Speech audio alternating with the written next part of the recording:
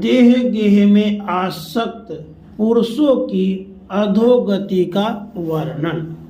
श्री कपिल भगवान जी कहते हैं, हे माता जी, जिस प्रकार वायु के द्वारा उड़ाए जाने वाला मेघ समूह उसके बल को नहीं जानता, उसी प्रकार यह जीव भी बलवान काल की प्रेरणा से भिन्न भिन्न अवस्थाओं तथा योनियों में भ्रमण करता रहता है, किंतु उसके परबल पराक्रम को नहीं जानता।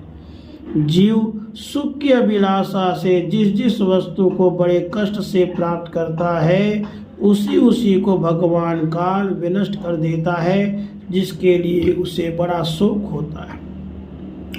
इसका कारण यही है कि यह मंदमती जीव अपने इस नाशवान शरीर तथा उसके संबंधियों के घर, खेत और धन आदि को मोहवश नित्य मान लेता है।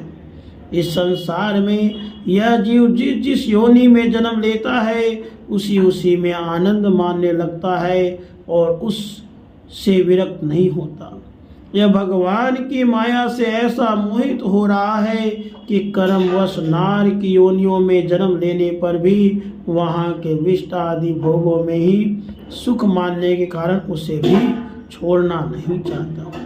यह मूर्ख अपने शरीर, स्त्री, पुत्र, गृह, पशु, धन और बंधु बांधवों में अत्यंत आसक्त होकर उनके संबंध में नाना प्रकार के मनोरथ करता हुआ अपने को बड़ा भाग्यशाली समझता है।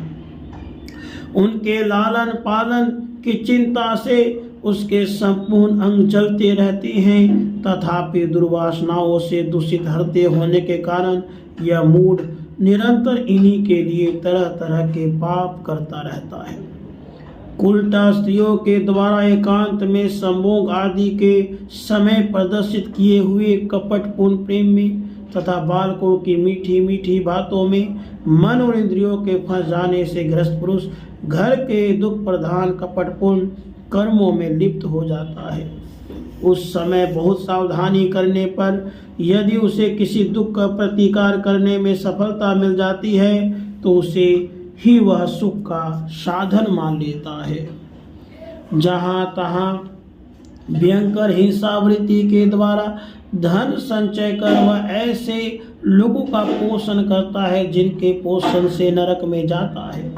स्वयं तो उनके खाने पीने से बचे हुए अन्न को ही खाकर रहता है। बार बार प्रयत्न करने पर भी जब इसकी कोई जीविका नहीं चलती, तो यह लोभवश अधीर हो जाने से दूसरों के धन की इच्छा करने लगता है। जब मंद भाग्य के कारण इसका कोई प्रयत्न नहीं चलता और यह मंद बुद्धि धनहीन होकर कुटुंब के भरण पोषण में असमर्थ हो जाता है, तब अत्यंत दीन और चिंतातुर होकर लंबी लंबी सांसें छोड़ने लगता है। इसे अपने पालन पोषण में असमर्थ देखकर वे स्त्री पुत्र आदि इसका पहले के समान आदर नहीं करते, जैसे कृपण किसान बूढ़े बैल की उपेक्षा कर देते हैं। फिर भी इसे वैराग्य नहीं होता। जिन्हें उसने स्वयं पाला था वे ही अब उसका पालन करते हैं। वृद्धावस्था के कारण इसका रूप बिगड़ जाता है, शरीर रोगी हो जाता है, अग्नि मंद पड़ जाती है, भोजन और पुरुषार्थ दोनों ही कम हो जाते हैं। वह मरण उन्मुख होकर घर में पड़ा रहता है और कुत्ते की भांति स्त्री पुत्र आदि के अपमान पूर्वक दिए गए टुकड़े खाकर जीवन निर्वाह करता है। मृत्यु का समय निकट आने पर वायु के उत्क्रमण से इसकी पुतलियां चढ़ जाती हैं, श्वास प्रश्वास की नलिकाएं कफ से रुक जाती हैं, खांसने और सांस लेने में भी इसे बड़ा कष्ट होता है। कफ बढ़ जाने का कंठ में गुड़गुड़ाहट होने लगती है। यह अपने शोकातुर बंधु बांधवों से घिरा हुआ पड़ा रहता है और मृत्यु पास के वशीभूत हो जाने से उनके बुलाने पर भी नहीं बोल सकता।